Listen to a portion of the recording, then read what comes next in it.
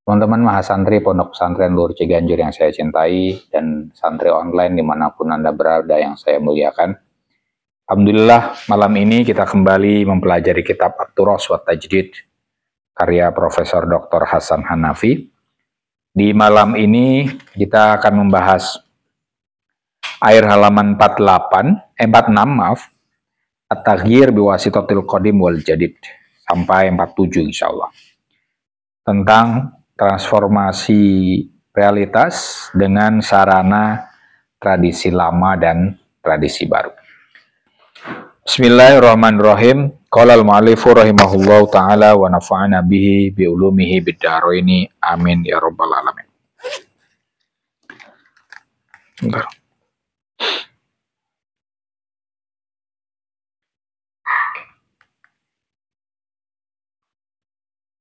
At-taghyir biwasitatil qadim wal jadid.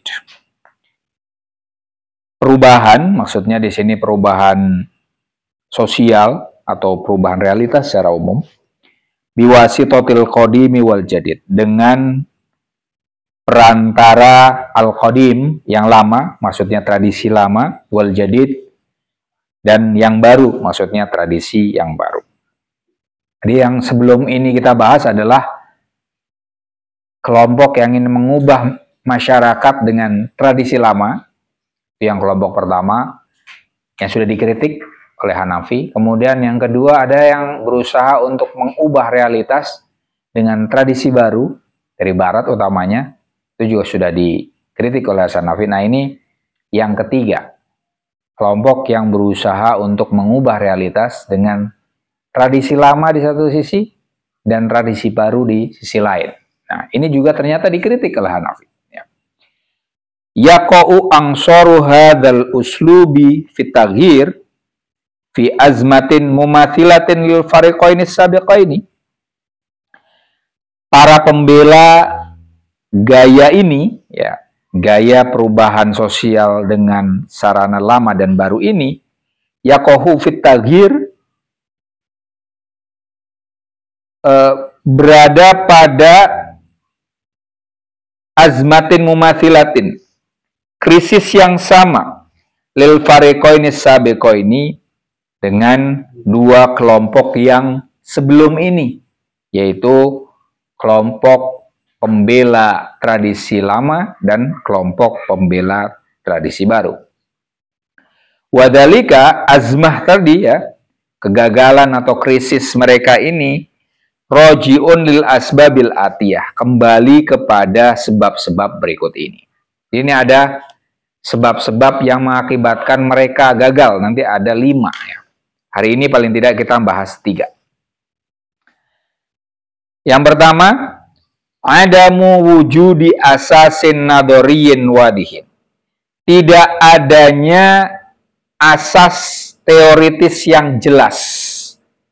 Yumkinu qiyamut taghyiril ijtimai tibqan lahu, yang memungkinkan bagi upaya untuk mengubah masyarakat sesuai dengan realitas.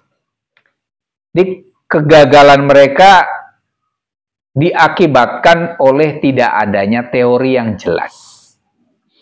Artinya yang ingin dikatakan oleh Hanafi, kalau kita ingin mengubah masyarakat, kita memerlukan teori. Teori itu akan menjadi semacam pandu bagi kita untuk mengetahui kita sedang di mana dan kita akan kemana. Dan kalau kita sudah tahu kita akan kemana, lantas kemudian cara mencapai ke tujuan itu seperti apa. Nah, ini artinya tidak ujuk-ujuk ingin berubah aja. Karena kalau hanya ingin berubah saja, ya kondisi lama akan mudah balik. Ya, ya mungkin kayak contohnya kita di Indonesia lah ya. Reformasi itu tujuan utamanya Soeharto lengser itu. Ya. Hal ihwal selain itu sebenarnya dipikirkan berikutnya ya. tidak begitu matang, maka akibatnya problem utama yang mengakibatkan kita harus lepas dari Orde Baru, ya balik lagi. KKN kan, kolusi dan nepotisme itu kan problem Orde Baru yang ingin diubah.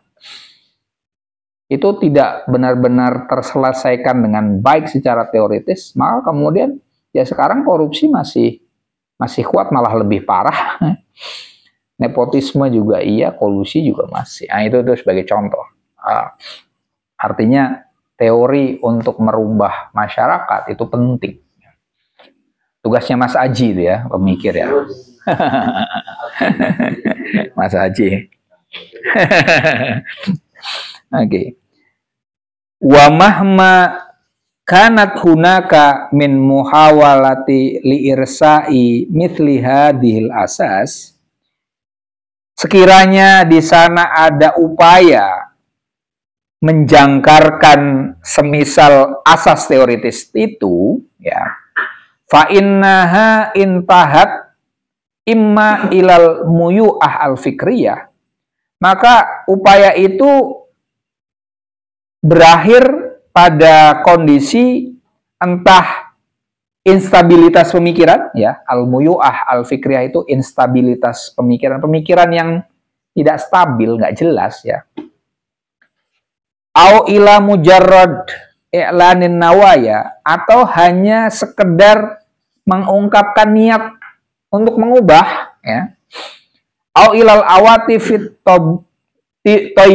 taibah an-nabilah, atau sekedar perasaan yang baik dan mulia, au ilal ibaratil hasanah, atau sekedar ungkapan-ungkapan yang bagus, au ilal khitobah al-jaufa, atau hanya retorika yang kosong.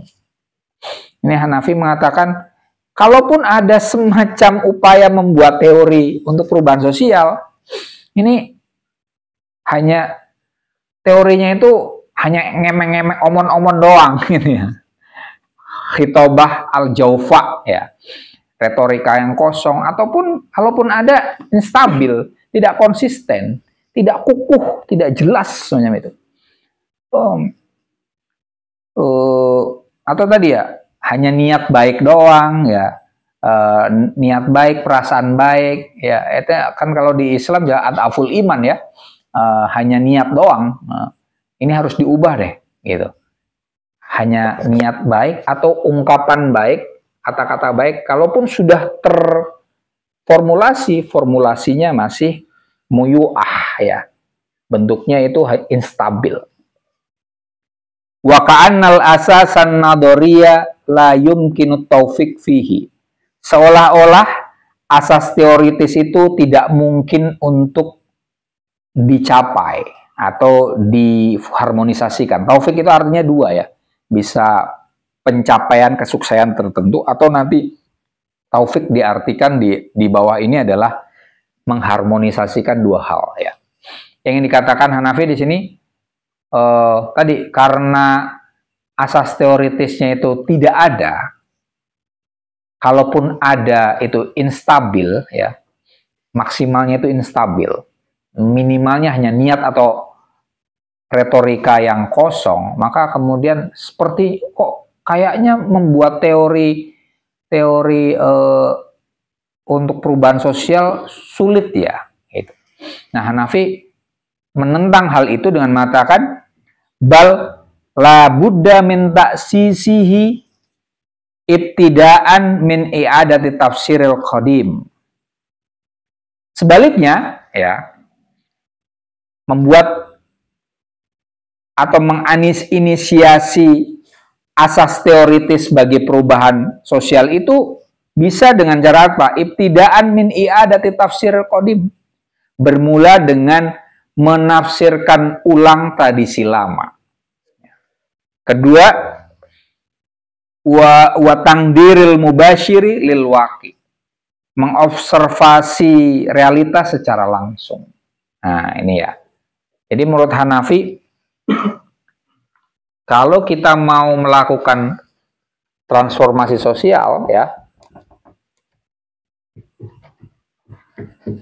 Ini perlu apa? Teori, ya. Asas teoritis. Asas teoritisnya dari mana? Dari dua hal, ya. Pertama adalah reinterpretasi tradisi lama. Yang kedua adalah observasi langsung atas realitas. Jadi teori, ya ini teori, itu tidak diambil dari luar, tidak. Tapi diambil dari mana? Dari realitas di satu sisi, dan dari tradisi yang ada di sisi yang lain. Gitu, ya. Menarik ini. Ya, Hanafi memang kalau kita pakai istilah sekarang yang sedang trending ya di Indonesia, di dunia intelektual, dia di ranah para pemikir yang menginisiasi gagasan tentang dekolonialisasi metodologi, ya, menolak kolonialisme pemikiran lah, ya, pengkiblatan pemikiran dari luar. Jadi ini tradisi lama dia Arab. Kalau kita berarti kan nggak harus sama Hanafi. Ini kita walaupun kita belajar Hanafi kan tidak kemudian kita ngikuti 100% apa yang model dia ya. Kalau dia tradisi lamanya ya tradisi Arab Islam. Kalau kita tradisi lama kita macam-macam ya, Jawa juga, ya Madura juga, ya tradisi lokal kita masuk dah gitu. Dan kita lihat juga kondisi real masyarakat kita secara geografi, secara ruang dan waktu itu seperti apa. Nah itu bisa memunculkan teori. Teori inilah yang kemudian kita mengetahui ini masyarakat kita sekarang di mana dan kita akan arahkan kemana, ya. Cara ketujuan itu seperti apa? Ini semua basicnya dari bawah betul. Oke. Falqadimu yu'til hadaf. Tradisi lama menurut Hanafi memberikan tujuan. Wa tangdiru yu'til wasilah. Yang ini yang observasi langsung kepada realitas ini memberikan sarana. Tapi ini Hanafi sepertinya terbalik ya. Karena tempo hari kita sudah pernah pelajari, dia memposisikan tradisi itu sebagai sarana kan? Masih ingat nggak? Bahwa kita itu berangkat dari realitas menuju realitas. Itu Hanafi kan ngomongnya gitu ya. Kita berangkat dari masyarakat, kondisi masyarakat kita seperti apa, lantas kita dapat teori dari masyarakat, lantas kita berusaha untuk mengubah masyarakat kita itu. Jadi, ini mohon maaf ini perlu diedit ini ya. Jadi, wal qadimu yu'til wasilah wa tangdiru mubashir al-waqi yu'ti al-hadaf ya. Ini perlu diubah ya. Jadi, tradisi lama ini hanya sarana ya. Sementara realitas ini adalah tujuan. Gitu. Ini makanya tadi saya barusan bilang walaupun kita belajar Hanafi, kita bukan taklid kepada dia. Huwar rajul nahnur rijal, ya kan? Nata'allam minhu wala nuqallidhu, ya. Dia laki-laki, kita juga laki-laki, udah kayak lagu dangdut ya. Kita belajar darinya, tapi kita tidak taklid kepadanya. Kalau ada yang keliru, kita juga perlu ungkapkan kekeliruannya. Kalau ada yang inkonsisten, kita juga perlu sampaikan inkonsistensi. Ini paling tidak saya ngajari kalian cara membaca teks kurang lebih semacam itu ya. Dan Hanafi kalau pun masih hidup dia senang dengan cara relasi membaca teks semacam ini. Jadi dia ngomong oke. Guru yang bagus itu bukan guru yang kemudian anti kritik ya. Justru kalau ada masukan dari muridnya dan masukan itu belum tentu buruk kan, kerap kali malah lebih bagus ya, kita sangat senang ya. Kalau bisa murid kita lebih hebat dari kita ya. Siapa tahu Mas Aji itu nanti jadi apa namanya, filsuf besar ya kan. Bisa aja kan. Ya kita jangan underestimate kan. Nah, iya. Oke. Mana tadi? Oke. Layak nih at-taufik. Nih, taufik di sini artinya harmonisasi. Harmonisasi tidak berarti al-musolahata bainal muhafadati wa taqaddumiyati. Harmonisasi bukan berarti rekonsiliasi antara konservativisme dan progresivisme. Ya. Harmoni itu bukan hanya menggabungkan antara yang konservatif dengan yang progresif. Awil ibqa'a ala masolih al-aghlabiyah wal aqliyah ma'an, atau melestarikan kepentingan mayoritas dan minoritas sekaligus. Ini Hanafi tidak menjelaskan yang ditaufik yang apa, yang diharmonisasi itu apa. Kalau kita mengacu ke teks yang paling atas sedikit ya, maka yang diharmonisasi adalah al-qadim wal waqi ya. Yang lama dengan realitas. Yang diharmoni itu kan dua hal yang beda kemudian diselaraskan ya. Taufik itu. Tapi kalau kita mengacu ke judul yang diharmonisasi adalah al-qadim wal jadid, tradisi lama dan tradisi baru. Tapi intinya di sini Hanafi mengatakan harmonisasi itu tidak hanya menggabung-gabungkan dua hal yang ekstrim itu ya. Ekstrim satu dan yang lain digabungkan ya. Atau ya tadi yang banyak dan sedikit digabungkan. Karena kadang harmonisasi semacam itu nanti diungkapkan oleh Hanafi apa? Wahadhil muyu'ah. Itulah yang disebut dengan instabil. Ekstrim kanan, ekstrim kiri digabungin. Wah, gitu. Ya nanti nggak jelas. Ibaratnya apa ya? Kalian dua makanan yang jauh panggang dari api digabung gitu. Ya nggak bisa dimakan. Apa makanan apa? Dua makanan yang nggak cocok lah. Ya. Misalnya beginilah. Orang Sumatera di sini orang Sumatera nggak ada ya? Oke. Sebagian orang Sumatera tapi kalau Sumateranya Lampung mah masih suka makanan Jawa ya. Tapi kalau kayak daerah-daerah Padang ya, orang Minang itu kan nggak suka terasi, ya kan? Sambal nggak suka terasi mereka. Kemudian nggak suka yang manis, kayak sebagian orang Jawa Timur juga makanan kayak gudeg nggak begitu doyan, ya, benar Mas? Oh iya Pak. Iya, nggak begitu suka. Nah itu tadi, bayangkan mau bikin gudeg tapi kemudian asin kayak gitu. Ya gitu kan, ini mau bikin apa ini kan? Nah ini kurang lebih kayak gitulah. Dua hal yang bertolak belakang digabungkan. Nah itu tadi al-muyu'ah jadinya. Instabil, tidak jelas. Wahia as-sabab fil humud an-nadori. Ketidakjelasan yang tidak stabil itulah penyebab kerancuan teoritis. Ini taufik ini kurang lebih ya seperti dialektika ya. Ya, dialektika kan dua hal yang bertolak belakang ya, antara tesis dan antitesis digabungkan. Itu apakah kemudian menghasilkan sesuatu yang bagus? Belum tentu menurut Hanafi. Kadang malah menjadi sesuatu yang kacau ya, kacau. Ini Hanafi ya, kita bisa debat lebih lanjut ya. Tapi Hanafi di sini tidak begitu setuju dengan taufik yang semacam itu ya. Sementara di filsafat Hegelian sebaliknya kan ya, untuk mendapatkan sesuatu yang baru salah satunya ya dengan cara membenturkan dua hal yang kontra ya, antara tesis dengan antitesis, sesuatu yang plus dengan yang minus dibenturkan. Nah kemudian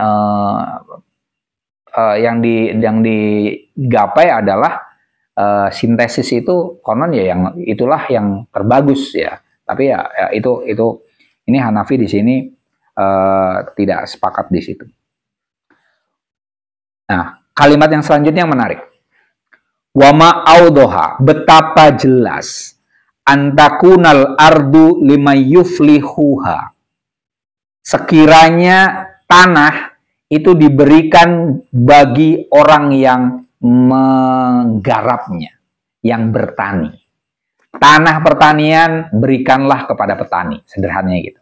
Berapa mudahnya kalau betapa jelasnya, lebih jelasnya kalau tanah itu jangan dimiliki oleh kaum feodal, oleh tuan tanah. Toh mereka nggak mau bercocok tanam, tanah itu kasihkan saja ke orang-orang yang selama ini menjadi buruh tani, gitu kan. Jangan dimiliki oleh para cukong-cukong, orang-orang kaya, gitu Hanafi. Jangan sampai ada orang yang mengerjakan pertanian, tapi dia tidak mempunyai tanah, hanya buruh tani. Seharusnya buruh tani itu nggak ada lagi. Yang ada adalah petani, di mana petani itu memiliki tanahnya itu sendiri. Ini agak ke kiri memang ya Hanafi ya. Land reform lah nantinya. Wa ma'auduha apa? Wal masna'u liman ya'malu fihi. Pabrik seyogyanya bagi orang yang bekerja di dalamnya. Pabrik itu jangan dimiliki oleh pengusaha, oleh penguasa, tapi oleh apa? Buruh. Gitu.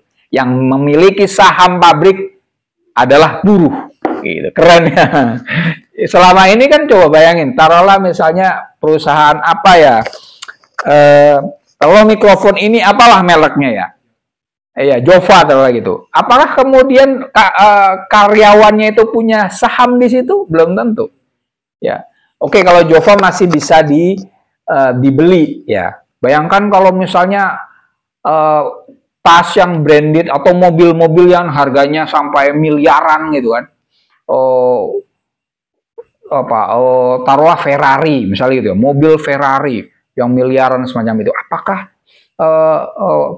karyawannya itu punya saham di situ? Bagi Hanafi nggak. Ferrari itu seharusnya yang memiliki adalah buruh-buruhnya, bukan hanya cukong-cukong yang tidak tahu skrup itu masangnya gimana, dia nggak tahu. Wal jami'atu limayyata'allamu fiha. Dan kampus seharusnya dimiliki oleh orang-orang yang belajar di dalamnya.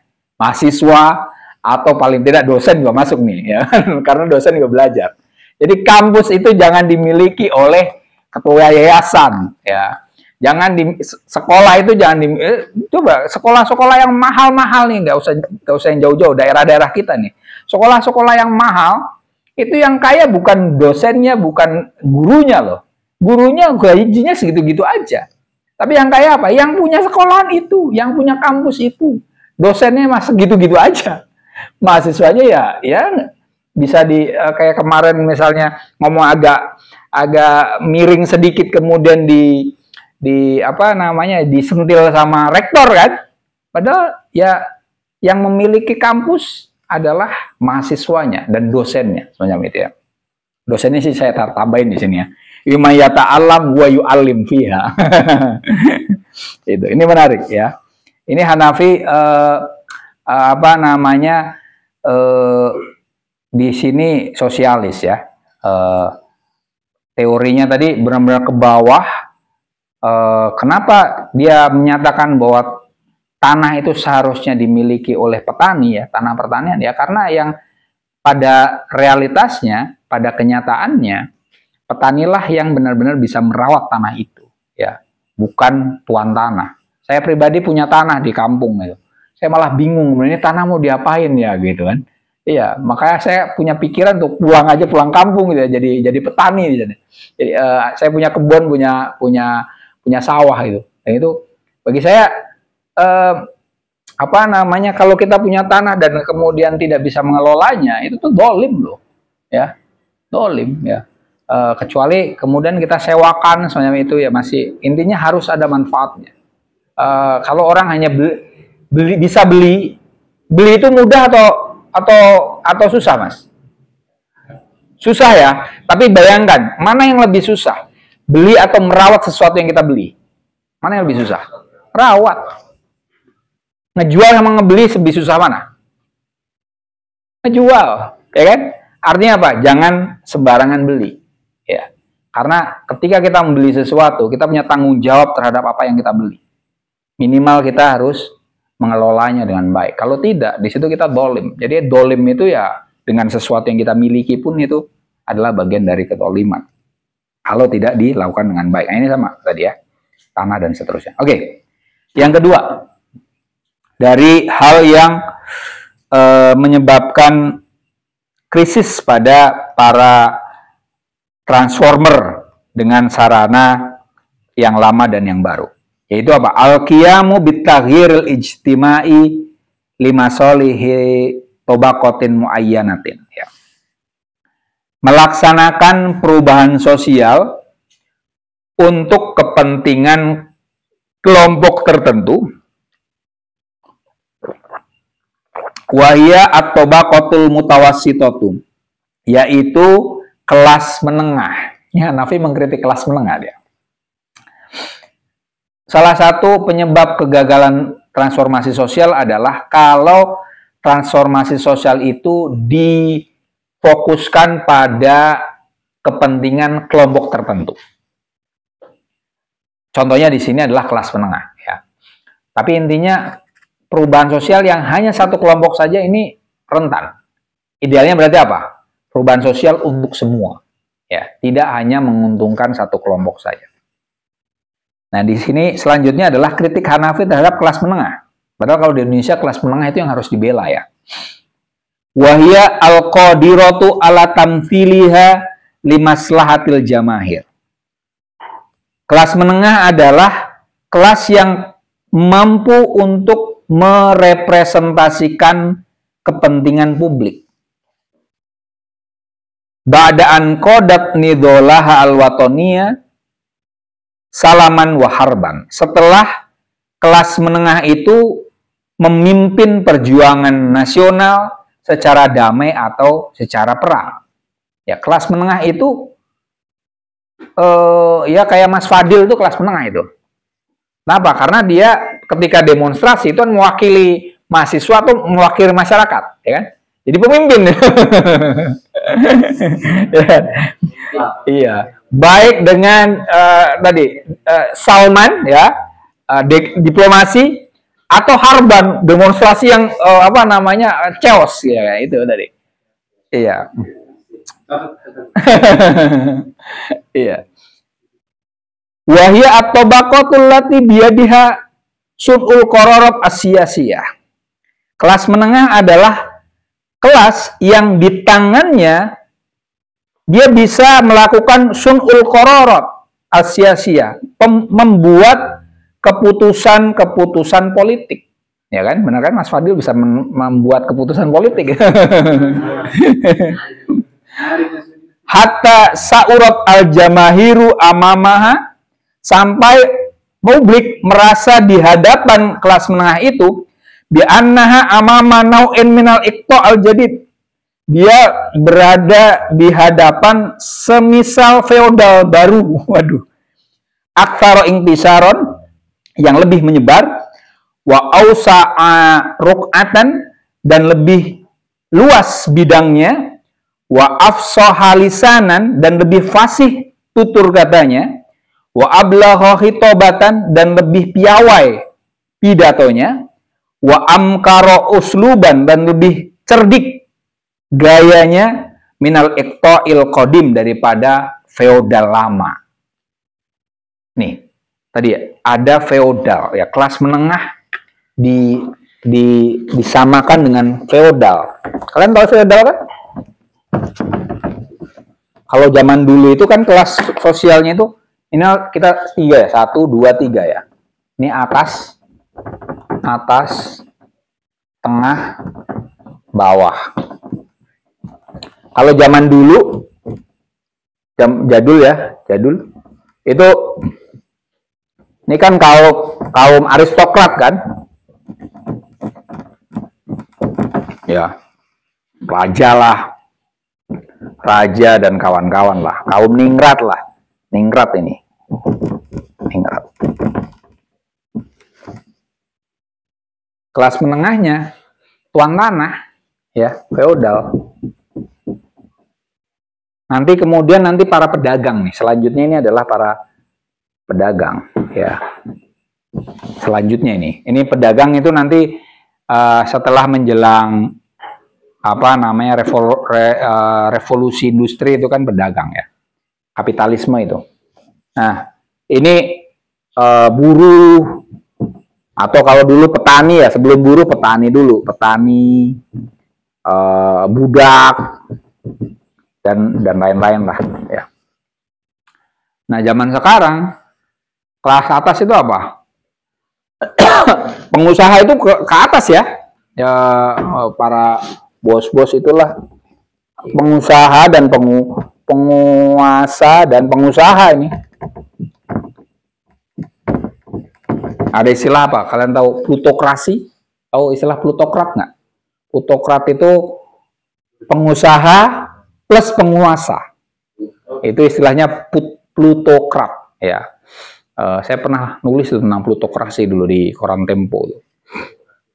Ketika ngeritik ya, dulu wapres kita pernah plutokrat kan? Pengusaha yang jadi penguasa ya. Nggak usah kita sebut.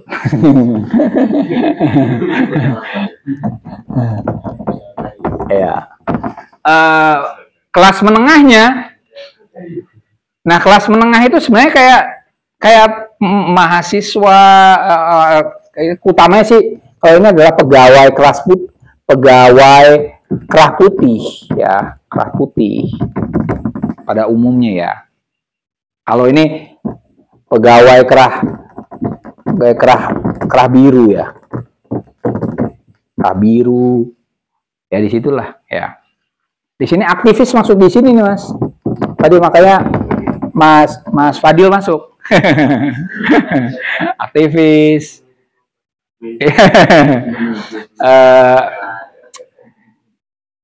Awalnya di sini, ya kan? Tapi kemudian utuk-utuk kan ke sini. Naik kan di atas, pasti kecenderungannya kan gitu. Nah itu tadi dia aksaru intisyaron, kemana-mana, ya.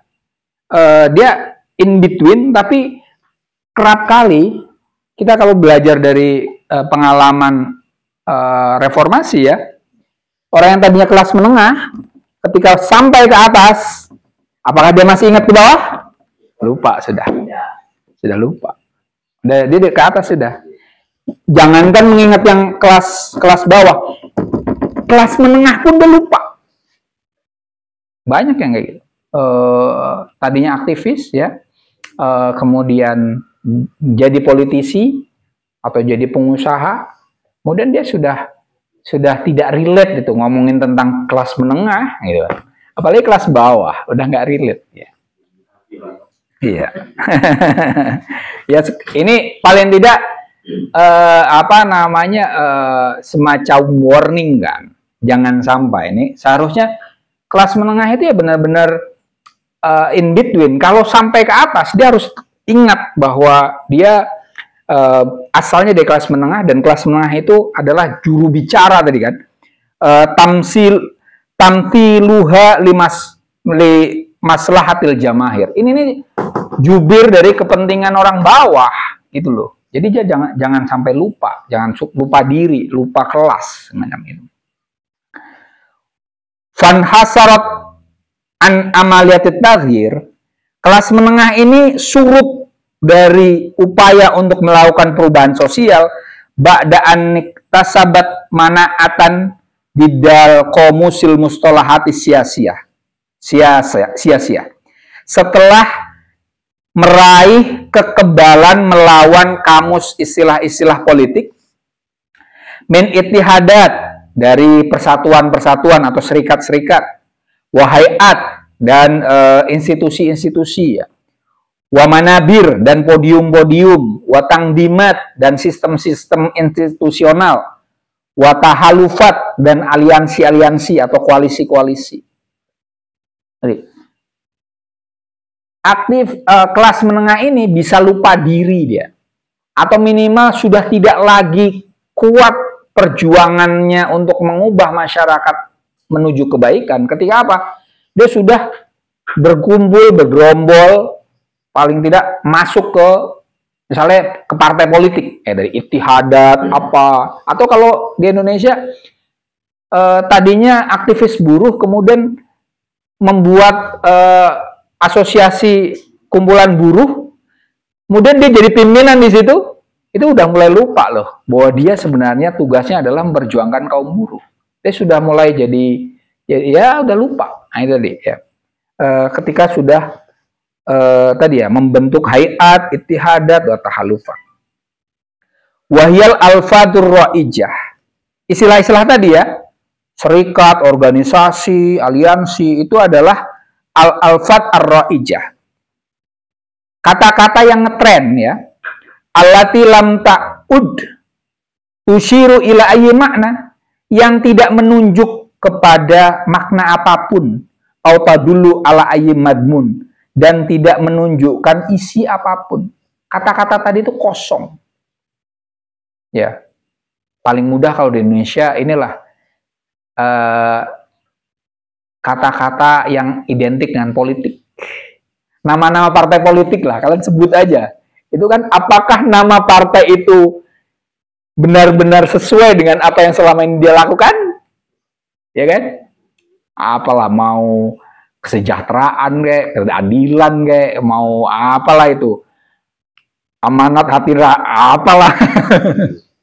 Hati nurani rakyat, ya kan? Itu sejauh mana antara halil ismu kal musamma, apakah nama itu sama dengan yang dinamai? Nah, itu tadi. Ini ngetren, tapi laisa fihi ayyi makna wa laisa fihi ayu madmun, ya. Gak ada isinya, gak ada maknanya, ya. Wa asbaha sya'bu nafiron minasyi'arat ar-ronanah. Rakyat justru cenderung nafiron, pergi, menjauh, minasyi'arat ar-ronanah, dari simbol-simbol yang digengungkan tadi.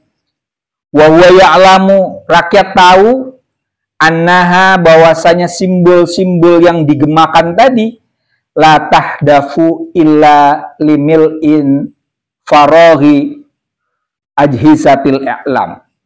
Tujuannya tidak lebih daripada mengisi kekosongan media informasi.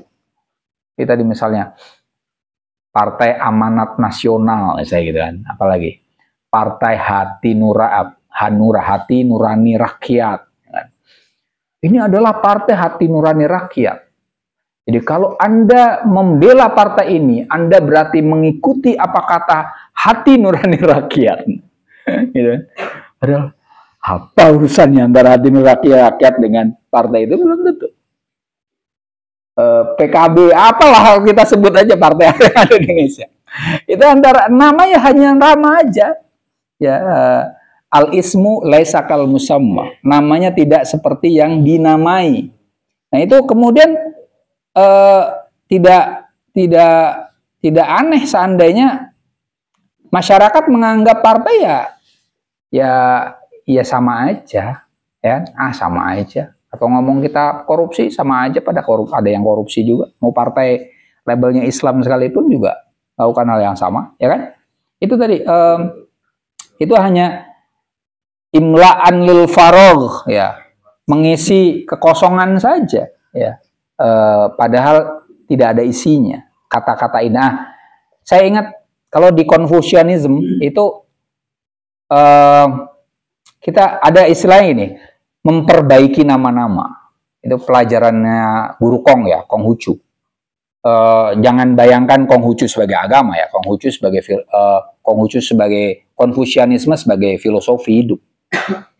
Dan ini menarik loh teman saya, yaitu idealnya nama dengan yang dinamai itu selaras. Masing-masing kalian punya nama. Nama kalian itu adalah doa, ya. Dan saya, ya namanya pasti bagus-bagus kan. Tapi nggak tahu Mas Faik Falahi apa Mas? Petani, jadi petani Mas. Kayak saya misalnya Zen El Ma'arif, ya kan. Zen itu hiasan, Al Ma'arif pengetahuan. Bagi saya itu, oh, ini semacam harapan bahwa saya harus bisa menghiasi pengetahuan, gitu kan? Maka kemudian dengan kesadaran itu saya cinta ilmu. Manifestasinya apa? Saya suka membaca dari kecil. Kemudian karena suka ilmu, lantas kemudian saya mencari sebenarnya ilmu pengetahuan apa? Filsafat. Maka saya mendalami filsafat. Itu upaya saya untuk model kayak Konfusianis tadi. Memperbaiki nama-nama. Berupaya untuk menyelaraskan diri dengan nama kita. Nah, itu juga paling tidak kalian nggak ada yang milih dinamain apa kan? Nafahi misalnya itu. Oh, itu tukang ngebus yuk. Tukang nyembur berarti Mas. Nah, jadi dukun sembur. Ya kita nggak tahu, tapi itu idealnya kalian nanya itu ke orang tua kalian. Balia itu nama lain Nabi Khidir ya. Nah, itu berarti ilmu mukasyafah gitu kan. Jadi wali kamu. Iya, jadi wali itu.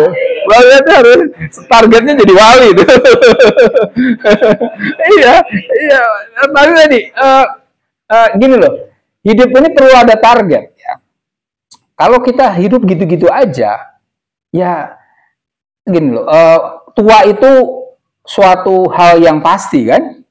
Tapi kita jadi apa, kita dewasa, itu pilihan. Gak usah ngapa-ngapain, kita akan tua. Gak usah ngapa-ngapain, kita akan mati, gitu kan. Ya hidupnya gitu-gitu aja. Tapi gak cukup kan, karena kita makhluk hidup. Makhluk hidup itu harus berubah. Tadi ya, kenapa kita bahas transformasi kan? Karena kita makhluk hidup. Tanpa kita berupaya untuk berubah, pada hakikatnya kita selalu berubah. Nah gitu kan. Nah bedanya adalah kita mau arahkan perubahan kita atau tidak. Nah, salah satu arah yang memungkinkan kita untuk berubah adalah ya dari nama kita itu sendiri ya. Semoga nama kita bagus. Kalau nama kita bagus, artinya bagus, nah itu jadi arahan kita. Kalau enggak, ganti nama lah. Tapi minimal tadi, kalian semua tidak memilih nama kalian. Nanti kalian mau ngasih nama anak kalian, pastikan dipikirkan dengan serius. Jangan asal ngasih nama, ya. Kan ada sebagian orang ngasih nama aneh-aneh kan. Ketemu anak ada Apollo, kemudian anaknya namain Apollo, macam-macam itu. Kalau di yang dari Lampung kan, nama-nama teman-teman di Lampung tuh banyak yang unik-unik loh. Ya, ada namanya aneh-aneh. Di Jawa juga sebagian kayak gitu ya. Saya ada nenek saya namanya Mood Meter. Mungkin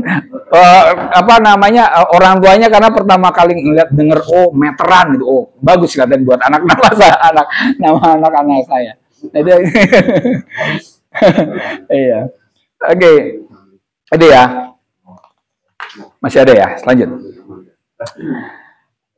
Yang ketiga, dari hal yang memungkinkan kegagalan bagi orang-orang yang ingin melakukan perubahan sosial. Mu'adatu ashabit taghiril juduri. Memusuhi orang-orang yang berupaya melakukan perubahan sosial secara radikal. Juduri itu radikal. Radikal itu jangan diartikan garis keras, bukan. Radikal itu kayak filsafat itu radikal. Radikal itu harusnya mendalam, Mas. Mengkaji sesuatu sampai ke akar-akarnya. Ya. Jadi jangan dikatakan tidak semua kata radikal itu jelek, ya. Tidak semua kata fundamental itu jelek, ya. Fundamental itu mendalam sebenarnya. Nah, kalau di filsafat juduri itu masuk ke dalam, ke relung yang terdalam. Nah, ini orang yang ingin melakukan perubahan sosial itu kerap kali gagal karena apa? Orang yang ingin melakukan perubahan yang mendalam itu dimusuhi. Siapa itu mereka? Yang melakukan perubahan radikal itu adalah Ansor al-Qadim, ya, au Ansoril Jadid. Orang-orang yang melakukan perubahan secara radikal dengan tradisi lama atau dengan tradisi yang baru. Wa darbu jami'il quwa al-wataniyah, dan mereka memukul semua kekuatan nasional allati afrosahal waqi tilqaiyan, yang dihasilkan oleh realitas secara otomatis, hatta tatimma lidda'watil jadidati syadatu, sampai seruan yang baru itu menggapai supremasi, keunggulan. Bi'atibarin annaha mumatsilatun lil wasati, dengan pertimbangan bahwa seruan yang baru itu merepresentasikan posisi tengah, duna tatorruf, tidak ekstrim, nahiyatal yamin awil yasar, baik sisi kanan atau sisi kiri. Ini yang poin ketiga ini yang diserang oleh Hanafi adalah kaum moderat.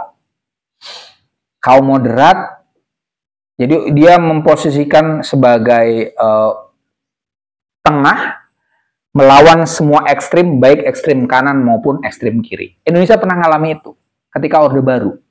Orde Baru, Soeharto ya, rezim Soeharto itu kan menolak ekstrim kanan dan ekstrim kiri. Kirinya komunis, kanannya Islam.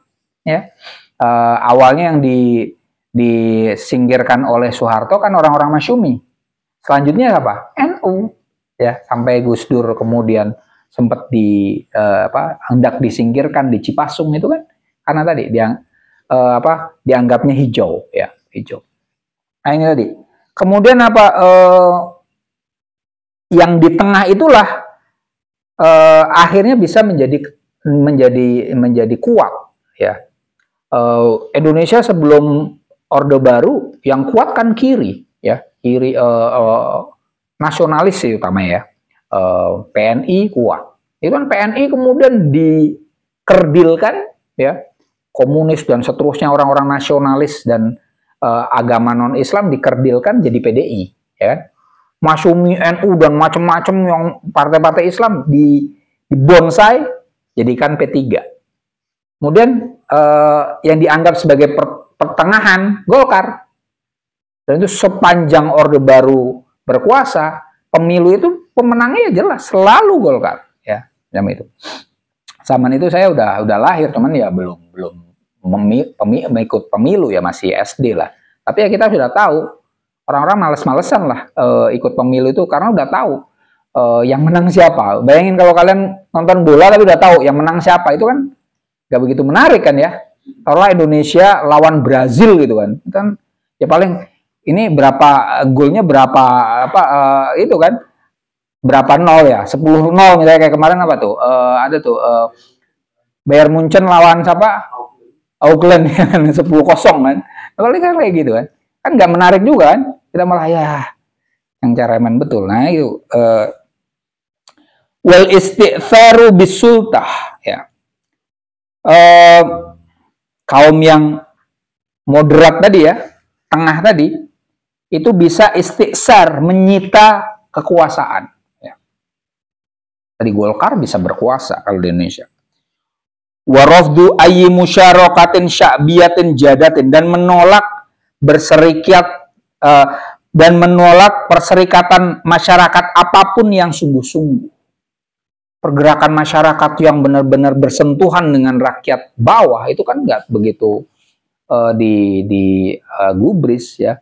Hal-hal yang, ya, salah satu kelemahan moderatisme kan memang hanya di permukaan saja, ya, situ-situ aja, main aman gitu. Tidak benar-benar radikal. Kalau radikal itu kan berurusan dengan masyarakat yang sampai bawah betul, grassroots betul, ya.